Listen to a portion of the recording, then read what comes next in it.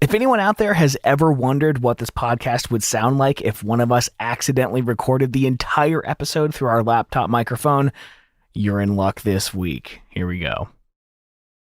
Hey, Pat. I feel like it's been an eternity since we did a recording from our own homes. I don't know. I feel like it's been so long. I missed you, like a lot. Yeah, right back at you. Sir, son, dad, father.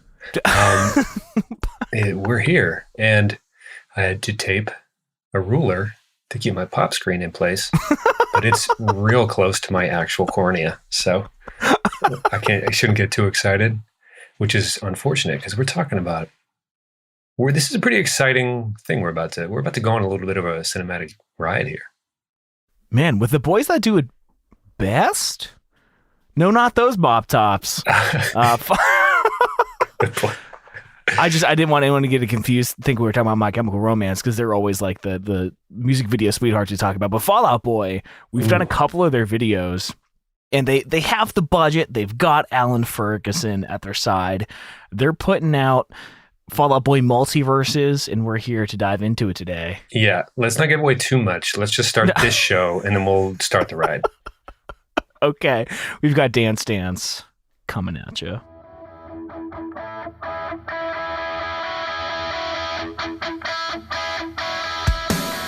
What is going on, everybody? I'm Tom. And I'm Pat.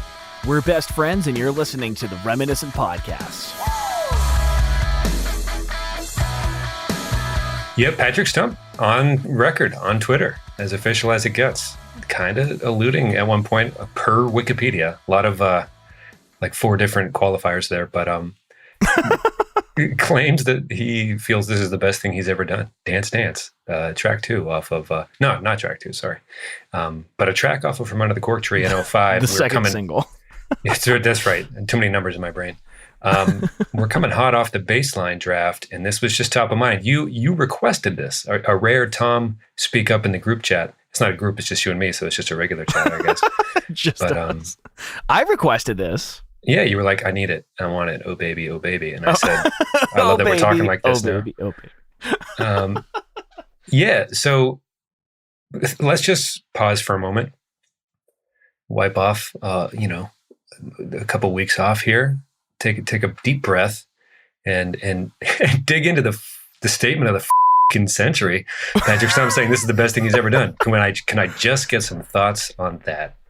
Oh, I don't want to give it away so soon, but I don't think this is one of their better songs. I don't know. There's a point in the video where I felt things, and we'll get into it later, but it's pretty good, man. The hell Drums does that and mean? Bass. Feelings were felt, man. We're about to enter into the greater Fall Out Boy cinematic universe, so buckle up.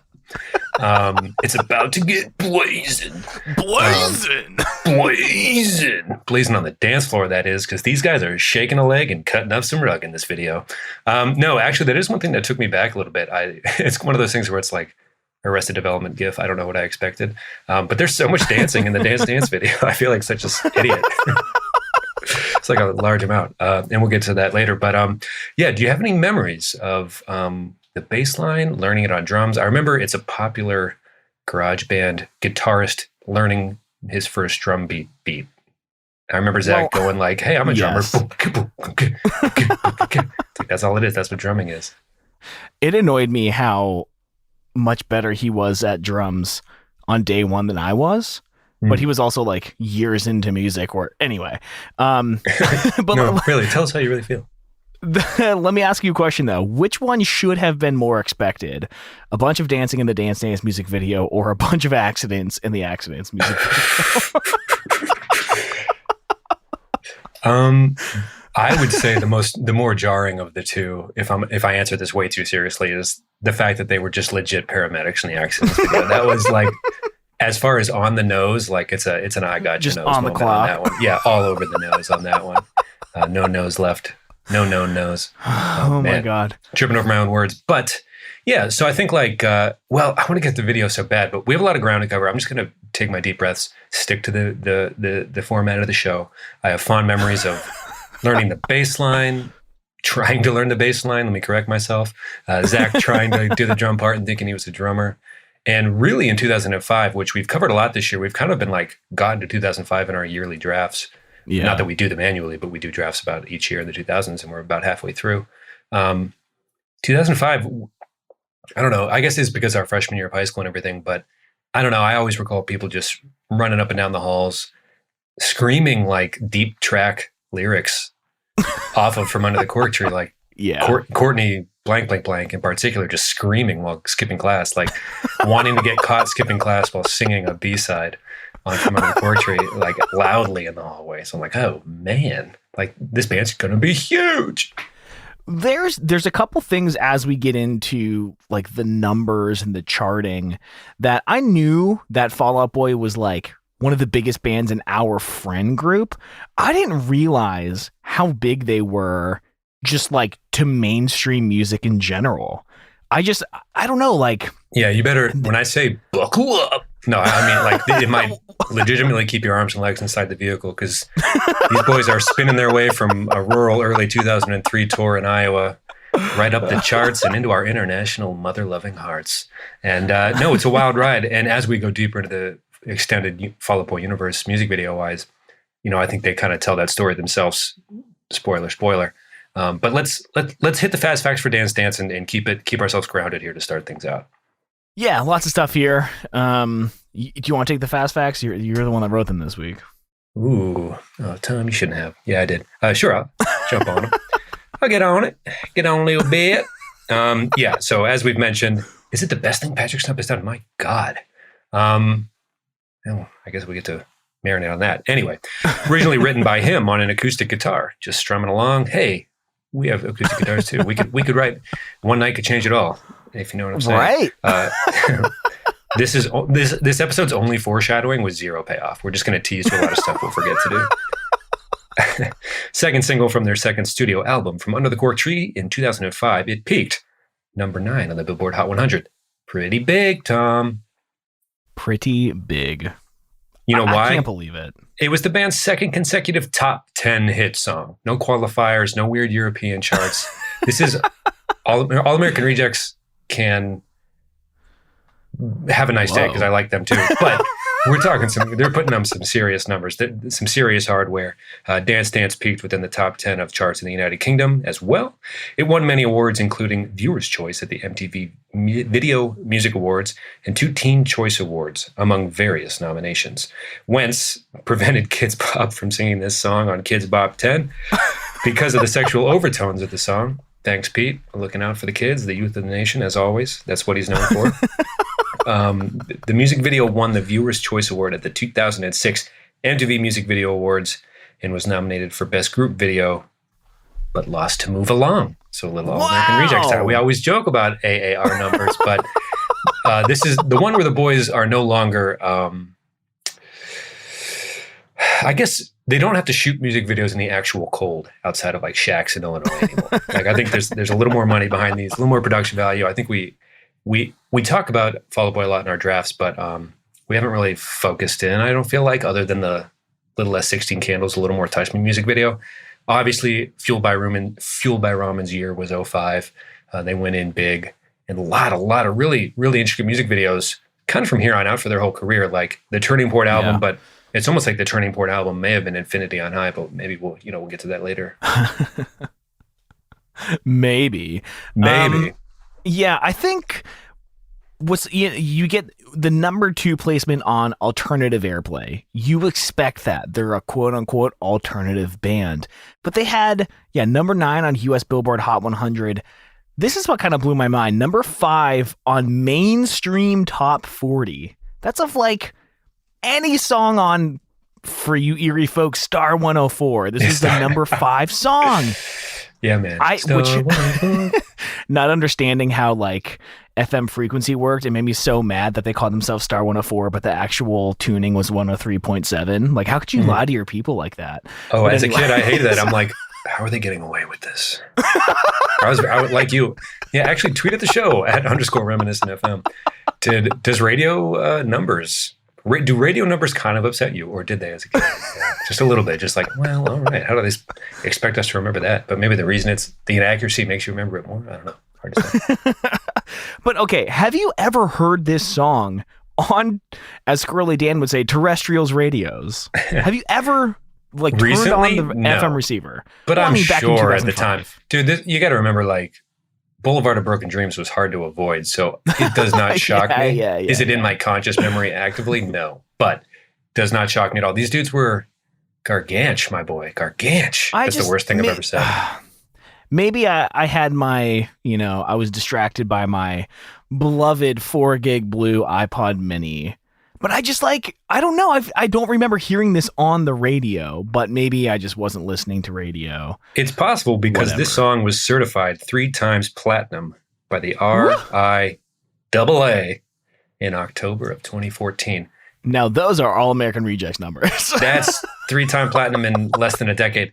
A little, I guess, a little more immediate success than any of the All We Know Is Falling stuff, if I had to venture a guess.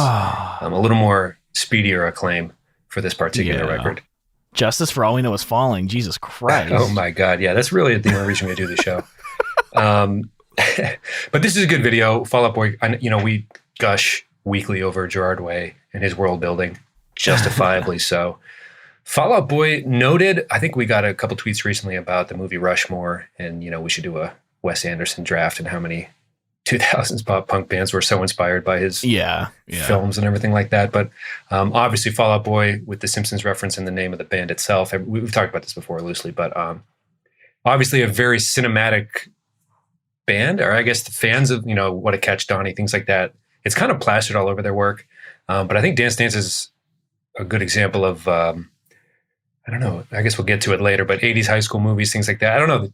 Bunch of movie buffs? What's the word? Just like enthusiasts? People who watch, I guess everybody watches movies. It doesn't make you special to watch movies, but yeah, let's go with that. I always hated putting that ending on a word because it's like, can we just say they like movies? Cinemaphile seems like a little intense just for someone who watches a fair amount of movies. But no, I'm not saying you're a bad person for saying that because that's probably the correct term that I was looking for. But just in general, maybe just leave the aisle out of it. I don't think we need to really go there. But anyway, to the video. Is this what was your perception of the band before Cork Tree, heading into this, during, after? Or you said you didn't hear much on the radio, but did you know who Pete Wentz was at this point? So, okay, this is one of the bands where, again, Sugar Was it? Yeah, Sugar Ray Go Down is the first song I heard, and shocked to find they had a whole just as good, maybe better album that came out before this. So I was not cognizant of them until freshman year of high school, which would have been 2005. But yeah, it was weird. Maybe it was just our one friend Adam that talked about Pete Wentz endlessly. Well, like, it was always he like knew the band members by name, Andy and I think Joe, right, and Patrick. He would reference them by name, and he had the was it the Gibson SG? He had the SG, yeah, the red little SG devil with the horn, black pick, yeah. You know, this very specific symmetrical shape to the guitar and everything, which was, man, we talk about the simple stage moves, and I will say this a lot over the next 2 hours or so. They spin quickly with that specific Gibson SG, and it seems so simple. It's just like, no, we just spin real fast. And right. It's kind of endearing to the simplicity of what, I mean, there's only so many tools bands have at their disposal. It's like, okay, think about this. Spinning fast as and we saw it in the Little S16 Candles video where they're just vampires doing it with extra vampire power, and it's like hilarious and very self-aware. Helicopter. Oh my God, I thought they were going to fly out of the gym. Like flubber status or something, but R.I.P. Weibo. Well, okay. No, I'll do this. Should we do it now? Yeah. Okay. We'll save it for the next video. But stage moves is kind of a theme that I want to kind of like, as we get into the next video, we're going to talk about as well. But, you know, here they are. Pete's about to be, if he isn't already, very fucking famous, kind of by design. This was this weird Patrick Stump melodic. They're coming out of the hardcore scene in Chicago. They do this like goofy emo side project. Patrick, Pete, you know, they're coming up, and it becomes fucking Fall Out Boy. Like nothing happens by accident. Like Jack White and Meg White didn't like accidentally start one of the greatest bands in the world. It was one of his side projects at the time, it sounds like, according to that one White Stripes podcast that came out a few months ago. But so it's not like they were like, they might have started out tongue in cheek, but I'm sure they weren't like not trying when they played live. Anyway, but here we are. We've gotten to this point where Take This to Your Grave has come out. From Under the Core Tree came out. Kind of single-handedly propping up Fueled by Ramen. Just kidding. The Academy Awards was hot that year as well. But great year for Fueled by Ramen. I can't get over the fact that any company has ever had a year like Fueled by Ramen had in 05. I know I repeat myself a lot on that point, but it's like, you gotta be kidding me. Like, it's like Andy Bernard in The Office and any other person who's vaguely said a version of this quote, but like, I wish you could know the good times when you're in them, you know, the good old times when you're living them. But I'm sure maybe some of the Fueled by dudes feel that way. But yeah, so this is... the band's already kind of in the public eye, and this is their second hit. And we get hit with Dance Dance. We get hit with the bass line, the drums. We get hit with Pete pretty quickly, lighting someone's yard on fire. Just, we asked this question a lot on the show. Have you ever thrown a rock at a girl's window? Yeah. Or have you ever put, I think when we were growing up, or maybe a few years after they were in high school, but putting plastic forks and things like that in people's yards was kind of a thing, like forking. Yeah.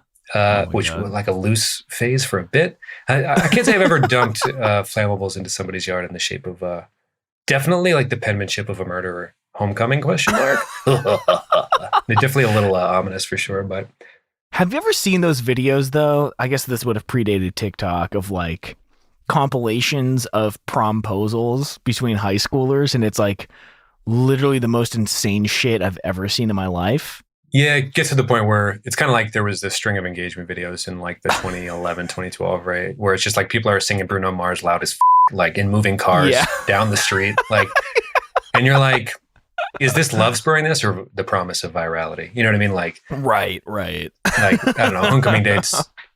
I would say that if I had to guess, the percentage of homecoming dates that end up married is pretty low. I'd have to say very.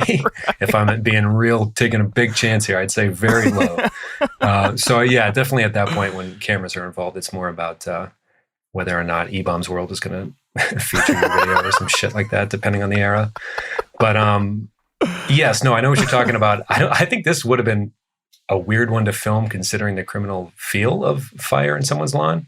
And he just bails. He runs. So he throws quick. the rock, and they're always right by the window in those music videos. Have you ever noticed that? The girl's just like right there. A lot of safety hazards. Maybe it's just because we're, fatherhood's not maybe in the distant future for either of us. Definitely not for you. But it's like, hey man, maybe step away from the window just in case. Also, I've told this story on the show before, but I really thought about it. I walked about 1.5 miles into Lawrence Park to throw a rock at a girl's window. And not only would I have wimped out anyway, but I don't know why I expected there to be a rock like in someone's suburban lawn. Like it was a pretty well kept, definitely Scott's approved, thick plush lawn. So it's like, yeah, there's not any size of any rocks of any size in this general vicinity. Anyway, yeah, he speeds off, but he gets the yes. I will say one of the better homecoming asks I've ever seen was Dave. Maybe was just walking. And we were on the bus to go to a soccer game. And he yelled from across the parking lot, like a few hundred feet, unprompted, hey, you want to go to homecoming with me? And she just said, you're so stupid. Yeah. Anyway, it was just one of the very high school moment. But he was so pumped. And all of us on the bus were like, whoa, Dave's a legend. He talked to a girl and it was about a dance. And she said yes. It was just like the most thrilling experience ever. But I guess being a teen watching this video, you might be like, it's nice to feel the excitement of asking somebody to do your first dance or anything like that. So I never had that opportunity. Really? There was like semi-formals at Academy and stuff. No, I know, but I was like dating that girl through all of high school and just we were just gonna go together. It was just like there was no asking. It was just assumed. Yeah, I remember Adam, who was a quiet guy, the guitarist in our band, talented individual. Oh my God. I wouldn't say I would have labeled him as a ladies' man at any point. But he was a handsome guy who was funny and just around. And one day he's like, I'm going to ask the dance. We're like, Adam, kid, real, dude. No way. Dude, no fucking way. I'm going to kindly ask Tom to bleep all the first names in this particular story. Maybe not Adam's, but and we were walking through doing our like lunchtime loop when we would talk way too loud and just upset like make teachers accidentally, not intentionally, but teachers would regret having left their door open or approving a policy where people could just aimlessly wander the building for like the last 40 minutes of the hour-long lunch period. Yeah, but he did it. These are, when I tell these stories in my mind, they're so, not to be over dramatic, but like epic, legendary, whatever. But really, I'm just about to tell you that Adam stopped, politely asked someone to attend a dance with him, and she said yes. But at the time, it was like, dude, that Adam was just huge. asked Laura to the dance, and we just spread throughout the building. I know. I was like, what? That gif where like everyone's in a circle and they're like wiping their face melting down with their hands, like, whoa! Like, I can't believe we just did it. Adam's got. Yeah. Anyway, it was very exciting. So I guess I'm trying to pump myself up for the fact that we're going to talk about kind of a high school dancey scene, because it was exciting and is still exciting to relive that sort of thing. Anyway, he speeds off on a bike and they show the girl and Pete Wentz at a dance. And I want to talk about this real quick. And I swear to God, we're going to get to the music video at some point here. The memories of people asking people to dances are flooding back. Tweet at the show @_reminiscent FM if you have a good one. I'm sure there are plenty. Yeah, but he pokes her when he's putting on the corsage. What I wanted to ask you, Tom, if you've ever been to a dance or a wedding or anything like that, or in a wedding party, this is a skill that for no sane reason is not addressed in any home ec course I've ever taken. But pinning a corsage on a suit or a dress or anything like that, also shouldn't it have gone on her wrist, I guess? I'm not sure. Anyway, he pokes her with a pin. My question to you, why? Why did we decide to do this with pins? Do you remember yourself at my wedding? I think I remember us trying to learn how to tie bow ties the hour before the ceremony. So I think we were already in a pretty rushed. Things weren't going well in general. My wife had 5 people helping her get ready. And it was just like me in the room, like, okay, boys, let's put on YouTube and figure out how to tie a bow tie 45 minutes before we're supposed to walk down the aisle. And I just thought it would be so easy. Oh my God, dude. Turns out it's not. And it was so frustrating. And then you couldn't get the flour on. And I remember you just like put the thing right into your thumb, and he just like screamed and walked away for a minute. And I was like, damn, I should have learned how to tie a bow tie yesterday. Everyone's mad at me. My life is falling apart. My friends hate me. No. It's one of those things where you hate. I hate being a human in the moments where you hit your head on a counter or stub your toe or poke your finger on accident. Yeah. Because you're like, I'm such a dumb animal, because right in this moment, I'm so f***ing mad. Like, and I know it's because of a mistake I made and it was just a slip or whatever. And this will be gone in like maybe 7 seconds, as soon as 7. But right now I'm so f***ing mad, dude. Oh my God. It just really upsets me how like fickle like human emotion can be. Anyway. Yeah, the musings of a 30-something former emo kid or whatever. But this pin. So would somebody explain to me the conspiracy against me type stuff? But, anyway, Pete, the most human aspect of him in the next 2 music videos we're about to discuss is that he accidentally pokes his date with the corsage pin. And she assures him, she says, "You're so handsome," saying what is on the mind of anyone who's ever seen that video, I'm pretty sure. It just sums up Fall Out Boy's career with one sentence, I think. So kudos to that actress. Here's another question. They go to the homecoming and there's a live band, and this is portrayed a lot in the 80s, 90s movies, etc. Ever been to a dance where there's been live music? It seems so thrilling in the movies. I've never seen that. No. From the small town I grew up in, I swear to God, it barely ever happens. So that's like nothing for me to say that. But I'd imagine it's a treat, or it could go poorly. I guess I really have no frame of reference. Yeah, it's interesting. You know, Megan and I watched The Wedding Singer the other day, and I would never have a wedding singer at my wedding. Like, it just seems like such an antiquated thing. Like, just, you know, put on the jock jams and let it ride. I've never been to a dance with a live band. Yeah, not to turn this into a Apple products change the world. Like, I don't want the pod to become that, but like, is it kind of a relic to like invite some rando to your special event with a mic in his hand? Like, that feels like like a 70s thing, or I don't know, just like people showing up and doing stuff that feels like something that is a little before our time.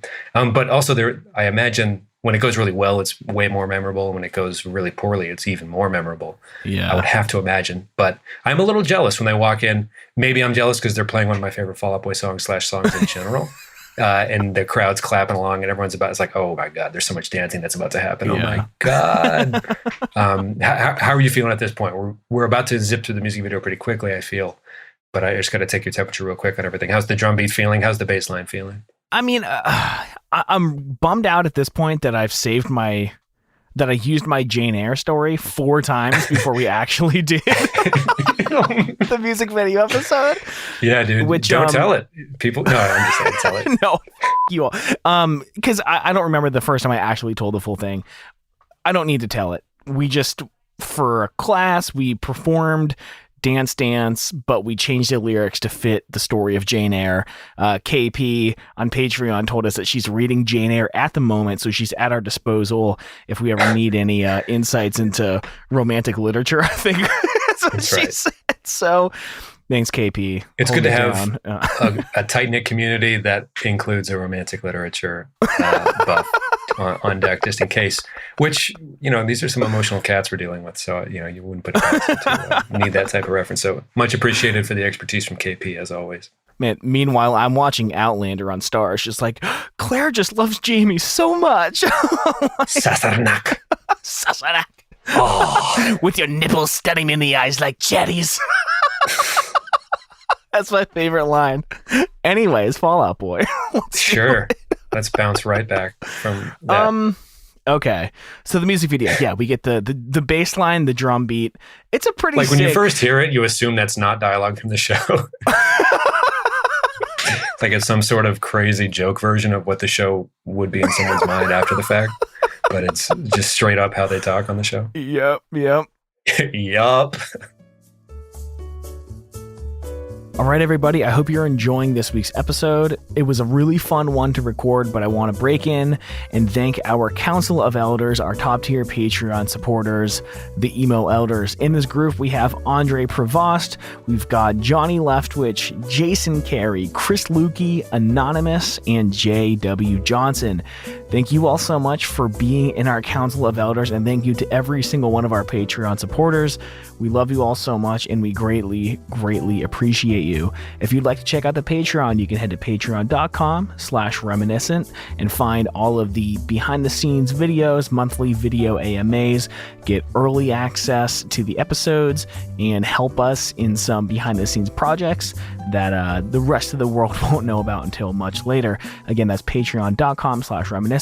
But thank you to everyone for listening to the show, supporting us in any way that you do, whether it's just interacting on Twitter, going to our website, all of that stuff. We really appreciate it. So thank you again all so much, and back to the episode.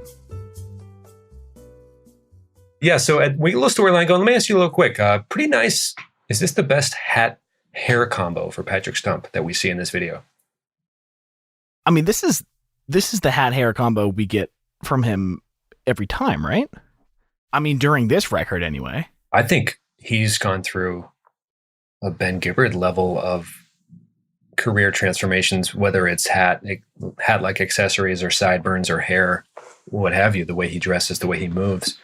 Rivers Cuomo-esque in the way he's gotten more comfortable on stage through the years. I guess I just remember him as this, and he always has a hat, but maybe you're right. Maybe it hasn't varied as much as I think in my mind, but a little more shaggy, a little more unkempt, a little more pinstripe jackety. I don't know. I think there's just he's turned up all the way in this video is how I feel. Like he's generally some version of this. Maybe you're right, but I think with the hair coming out and the sideburns and the hat the way it is, being such an aggressively stylish hat, I guess, or stylish in some era. Like I don't know. It just feels like Patrick Stump with like you're on Adobe Photoshop and you're just like making the colors a little more intense. You're just like turning it up just a nudge. You're like, this is the most Patrick Stumpy he can ever be.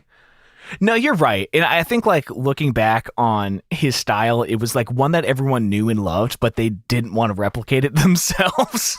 Like there was something about it that was, I don't know, interesting, but not something that other people wanted to replicate. Yeah. The crew on Twitter is always a fan of the Build winter cap. So there were some fans, and Adam had one. I think most of us had. I think you had. I had one. Yeah. Yeah.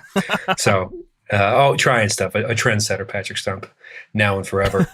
Popular guy. A little bit of a storyline here, I guess, is there's nerd versions of the band. Popular guy tries to mock Pete, bumps into him a little bit. I don't know why he's upset. Pete's just minding his business. Generally very positive throughout the video. Nerd Pete. We gotta slow it down, though. We gotta slow it down. Slow it down. We're like 50 minutes into the fucking episode. I know. The band is on stage looking cool as And like Yes. a nerdier alter ego of themselves are in the crowd. They're the ones asking the girls to dance. They're on both sides of the barricade, I guess, in this video. And yeah, so we'll say that we got to set the foundation if anyone hasn't seen this video yet. Nerd Pete gets bumped. Here's a cool question: you ever shoulder bump somebody when you were a little agitated at them? It's a pretty aggressive move. There's one memory that haunts me from like 6th grade. Yeah, my backpack ended up on a toilet seat. There's a lot of interesting details. I'd love to hear what the hell we'll you're talking about. We'll do it in the post show. Wow, nice tease. Okay, so popular guy messing with very positive nerdy Pete, who has a date and just chilling. Also, popular guy is there at the dance with one of the characters from 30 Rock. And is just being mean to Pete for no real reason. And Pat, as we'd soon find out. Pat kind of does this like little, not Pete Wentz finger lick salute, but you know, in time with one of the early verse 1 lyrics of the song, licking his fingers. Pete licks a guitar later. A lot of licking, just like, you know, I tweeted this out the other day, but instead of asking, you know, trying to figure out everything Fall Out Boy did lick in the 2000s, maybe we should start with a list of things Fall Out Boy did not lick. It might be a shorter list to ultimately come up with. But the nerd versions of the band, unpopular, you know, crowd in the bleachers. I think Andy, the drummer, is reading just a book in the bleachers at one point in the video. Joe's up on stage, band version of Joe, just spinny, doing the Fall Out Boy thing on camera for the world to see. MTV, heavy airplay, I'm sure. Nerd Pete already crowd surfing early, so I think it's safe to say, like, you know, there's been a lot of music videos so far, but not a lot of the song itself. Like, there was kind of the intro dialogue and everything like that. Yeah. It's pretty chaotic from the jump. I mean, Nerd Pete's already crowd surfing. We see Nerdy Pat kind of like trying to figure his grounding a little bit. I wouldn't say it gets less chaotic from here on out. I would say we're just about to, you know, right when we politely asked everybody to buckle in earlier, I think this is exactly what we were talking about, because it's about to get hectic into the second video we want to talk about right after this. Yeah, so he's crowd surfing, and then we have some people doing the jitterbug or something. Well, okay. So shout out to our loyal Twitter following for bringing the clip from Community to our attention. We were trying to figure out if every bit of dancing in this video is crumping, or if none of the dancing in this video is crumping. Abed, is this crumping? Is this crumping? Yes. Yeah. So somebody, you know, sagely, wisely tweeted the clip from Community where Abed's trying to figure it out. Troy says no, tries to do an example of it. Joel McHale walks in and says, and they're like, we're crumping. And he's like, no, you're not. And then, you know, camera zooms out and all three of them start crumping super hard to some random song. So I think maybe the larger point is nobody's sure, ? Hard to say. Either way, there's a lot of intense dancing. And Pete always has that kind of like I'm seizing dance that he kind of does resort to, where he's about to, you know, whether it's on the ground, like, you know, like a vibrating cell phone or something. But anyway, there's a lot of intense dancing going on. Popular guy straight up stopping Nerd Pete from landing his first kiss at the dance with the date. It's like, what's going on with this guy? What's your problem, man? Yeah, I'm about to bump shoulders with him retroactively from, you know, through the computer screen. Like, dude, give Nerd Pete a break. He's so positive. And look at that smile. Anyway, we get our first, walk us through, I guess, a very relatable teen dance interaction that Patrick Stump, nerd version of Patrick Stump, is about to walk us through. It hits home hard. I've been here before. I do remember trying to ask Samantha to dance at the Halloween dance in 6th grade. Whatever year Into Club came out. I remember just a bunch of 7th graders in the singing about Bacardi, the church rec building. That's right. At Catholic school. I've got a bottle full of bub. Do you have a bottle full of bub? Yes, I do. Lovely. So Pat goes up to a girl and it's just perfect. He's like, hey. So it's a dance.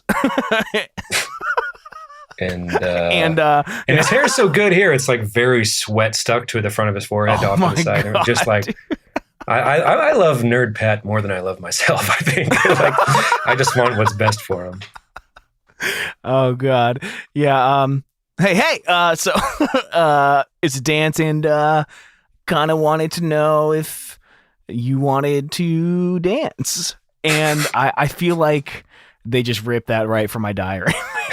And like, this is how you talk to like cashiers at the grocery store and hey, I was wondering if I could like pay for my groceries and things like that because it's a grocery store. Dude, we were on the phone yesterday and I was in the grocery store and I was like, I got to call you back because I had the most awkward interaction with the lady helping me at self-checkout.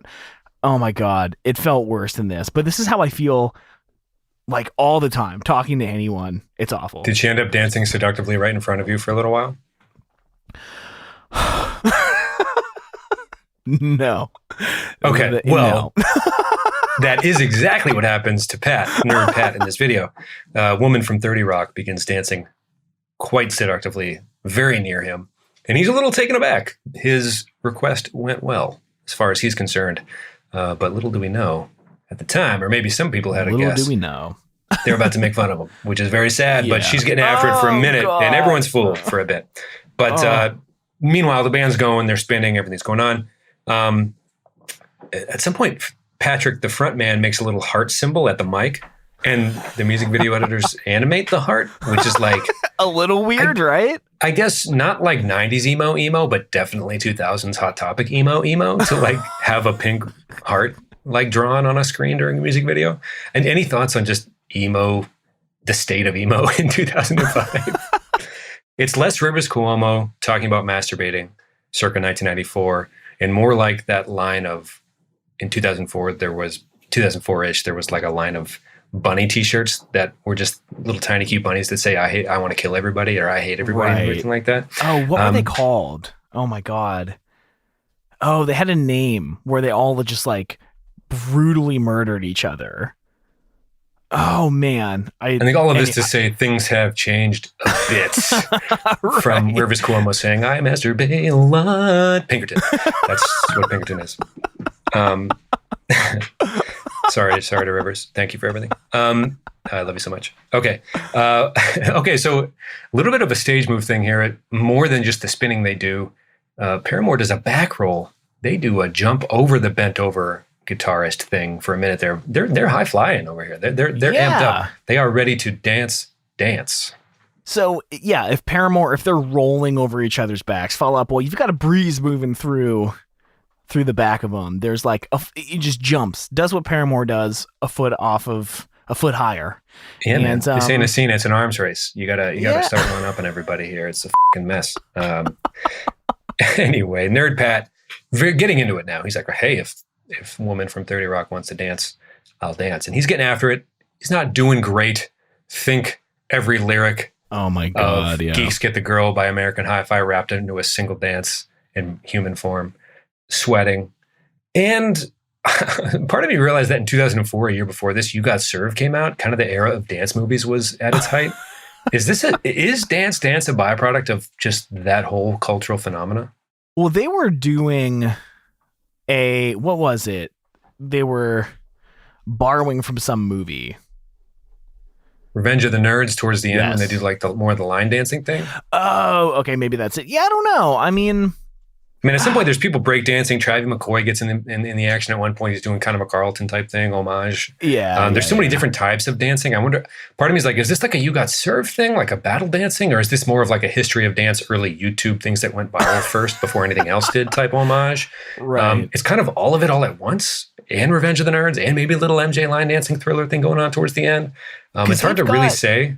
There's like a half-second clip of someone throwing down in like the middle of the pit, and then it goes into like the crumping. It's a little bit of everything. Popular Boy starts laughing at Nerdy Pat, and so does the girl, which is like, oh, poor Nerdy Pat. But then he gets thrown like 20 feet across what is quickly a dangerous, violent mosh pit. So like, wow, every genre of dancing is covered. I think they pretty much hit it all. Maybe sans like traditional Western line dancing or two-stepping or something like that. But anyway, at this point, Pete's licking bass strings, things like that. Or he's licking somebody else's guitar strings, probably Joseph. Yeah, he's licking someone's guitar. Yeah. I mean, slurping it up, dude. Tongues out, guns out, sun's out. Tongues out, sun's out, sun's out. I don't know if you noticed, he salutes twice in this video. He does this little line dance move and everyone salutes, and it's just like, what was happening in 2005, dude? They had like 3 different trademark moves they were doing in this video, which is just like, these are dudes who have 2 back-to-back top 10 hits for sure, because not everybody gets away with this kind of madness. In the bathroom, you want to walk us through the next like bit of dialogue. We're talking about like the thematic, definitely movie-like music videos.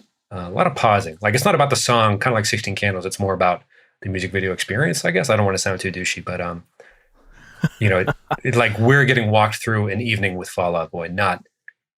We're not meant to enjoy Dance Dance as a song to the fullest, maybe, but Dance Dance is there to help us see what they envision with it. I don't know. You know what I'm trying to say? But it's just like there's so many dialogue pauses and things like that. Yeah, there's a lot of breaks in the video, so they're world building. It's maybe not like the best way to, if you're just trying to listen to the song. I know some people like use YouTube as their music player. You want to watch the lyric video, not the music video. Excellent note. But yeah, so it's a bunch of guys in the bathroom. Nerdy Pete, he's fixing his hair. He's combing it straight down the front of his forehead. And one of the guys in the back says, which was really hard to make out, like quite a few times. But so I guess it's always going to be like this for guys like us. And you got to deliver the Pete line. You already did it, and it was great. Oh, no way, man. One night could change it all. And he like smiles as he does it, as he slips the comb back into his pocket. And then kind of out of nowhere, a coach, one of the short shorts, mustache-showed, cigar-type, hairy forearm coaches like you see in literally any movie. But he just kicks the door and is like, all right, ladies, break it up. What are you looking at, Powder Puff? Like pointing at Pete with his little pink shirt with his tan suit and everything like that. Which, forgive me, but is a whole ass mood? I don't know. But definitely, maybe it's not. Maybe it's awful. I don't know. Who am I to say what is a drip and what is not? I am just saying stuff, and I'm so sorry for everything. A drip. As always. All right, just moving seamlessly along. Travis McCoy is almost in more Fall Out Boy's music videos than members of Fall Out Boy at this point, but he's doing the Carlton, having a good time. Very talented man. Very, very talented man from upstate New York. Thankful that he ever went through Erie at all. And he did a few times, being regionally somewhat relevant, with Gym Class Heroes, of course. Yeah, then they're doing, at this point, kind of a Revenge of the Nerds parody thing here, or homage, not more of a parody, less of a parody, more of an homage. But Pete's, at this point, in the middle of the quote-unquote mosh. The dance is going crazy. And he's just like, basically, Nerd Pat's getting still throttled. I think he's just getting beaten at this point. Like, it's assault. It's not like moshing. Because at this point, the whole gymnasium's attention has turned to, went from light hazing to just straight up, like, categorical assault at this point. But Nerd Pete starts doing like a little bit of a line dance, like, shimmy this way, shimmy that way. And most of the gymnasium obliges and follows his lead. And the spinning has gotten out of hand at this point. Joe is about to fly out of the gym, as we mentioned earlier. He has the ability to. And then Nerd Pete gets his kiss, and we kind of fade out, or we don't fade out. Let's just handle this next part carefully. Oh, well, for a couple years we fade out, right? Well, hey. Is that what you're alluding to? Time moves slower outside of the Fall Out Boy extended cinematic universe. Well, okay, so the dance is about to end. ... Or is it? So what's the message behind this video? Like, so you have the nerds in the dance. You have the band members killing it on stage, but it's almost like, people are clapping along, but they kind of lose interest. Now they're watching the nerdy guys who can cut a rug. So is it that geeks get the girls if they know how to shake their booties? I think that's exactly the message everybody should be taking home from this. Hell yes. So don't learn how to play guitar. Learn how to do a line shake dance. Shake that motherfucking thing. I think that's it, man. Yeah, man. Cut loose. Get after it. I've always wanted to learn breakdancing. Apparently my mom did it a little bit when she was in her early 20s. It's an exciting form of dance, to be sure. I love it, man. It's incredible. shout out to the dance music video for having plenty of dancing in it. I know it sounds like a joke, but like, all right, checks out. I got what I guess I wanted from here. Fall Out Boy doing very 80s, 90s high school prom tribute videos with a lot of dancing. The baseline still, I think we wanted to, this was top of mind because of the baseline draft we did a few weeks ago. Right. I don't know, man. It's hard not to get caught up when you're watching the video, you're watching him spin. And I'll get into more of this later, or I guess next week we're doing part 2, which is the Ain't a Scene, It's an Arms Race video, because that's kind of where the cinematic universe of Fall Out Boy takes us seamlessly. And we'll get more on that next week. But when they spin, it's not that you get emotional, but it's just like, yeah, man. Work Tree rules. I love it. I could listen. I say like I could listen to it weekly for the rest of my life. Like I don't do that actively now. Like it wouldn't be a challenge or a dare. It's just how my life is. But it's so easy to get caught up and be like, yeah, man. Like you can talk about Sophomore Slump or Little as 16 Candles, and you're like, oh, what's my favorite song off this record? But is it because the bass line's so iconic that it'd be too obvious? Like fans, it would be too obvious to say Dance Dance is their favorite.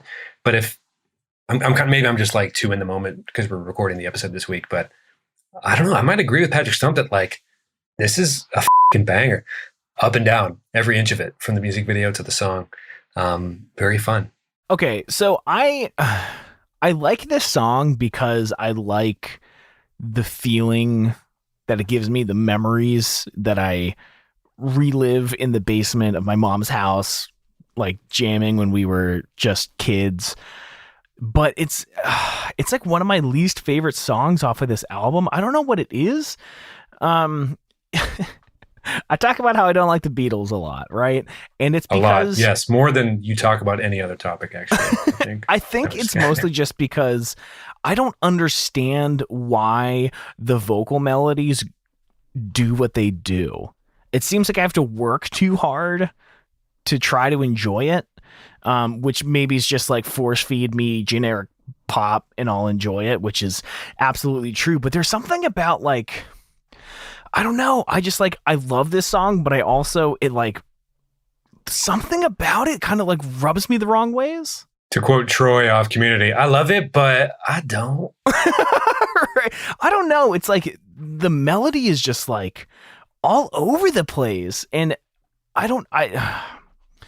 not that I say it, I want to defend it like for myself. I don't know. This is my favorite part of the pod, when I get to side with something that's just generally very popular and watch you try to admit to the public that you don't like something, which is a fine thing to do because art is subjective. Art, as our Doom Boy cohorts, not cohorts. Yeah, our beloved Dirty Nell likes to say art, everything's subjective, whatever. But yes, no, it's okay to not like Dance Dance. There's so many good songs on the album. It's not like, I do. It's okay to not like Fall Out Boy. It's okay to not like the Beatles. I'm like, who cares? We're all going to die. Straight up, dude. This is an emo pod, so we have to remind you weekly that we're all going to die. Here's what I want to say. Something about me. I don't even know what I want to say. Tweet at the show. It's your own show. @_reminiscent. You can edit me out and just do an hour-long monologue about not liking. Like, you have final editorial control. So just say what you want to say, my man. I would like to know if anyone else feels like, not like something is off. Again, it's a good song. Is there something about this that's like... Again, we love All Time Low. Right? But also, they're like maybe the worst band. Just kidding. No, they're awesome. I was going to say, you took it to another level than we had before. Also, I think I might like the Beatles more than All Time Low. I don't know. Okay. Anyways, I would like to hear from anyone that has a feeling about this song that's anything less than I love it, because I'm still trying to figure out how I actually feel about it. There's something, maybe it's not even the song itself. Maybe it's a subconscious, like deeply embedded memory that I've been suppressing for years that just happened at the same time. I'm trying to figure out how I feel, which is super hard. I'm realizing in real time. Hey, it's okay. We're about to continue talking about Fall Out Boy next week for the next hour. Tune in. This is a 2-part special. Get ready. Buckle up. It's going to be blazing. It's going to be blazing. Want to give a song of the week? Blazing. Yeah. Give me Unpleasant Breakfast by the Hold Steady off their new record, Open Door Policy. Jury's still out as far as whether or not I like this record as much as, I mean, it's unfair to say as much as their old stuff because I've had more time with the old stuff, but I'm excited about new Hold Steady coming out, and that's one of the songs that stuck in my mind the first time through, and I'm going to keep taking it in. Cool. Yeah, I haven't really listened to them much at all, ever. So I know you say it every time I bring them up, and it's okay.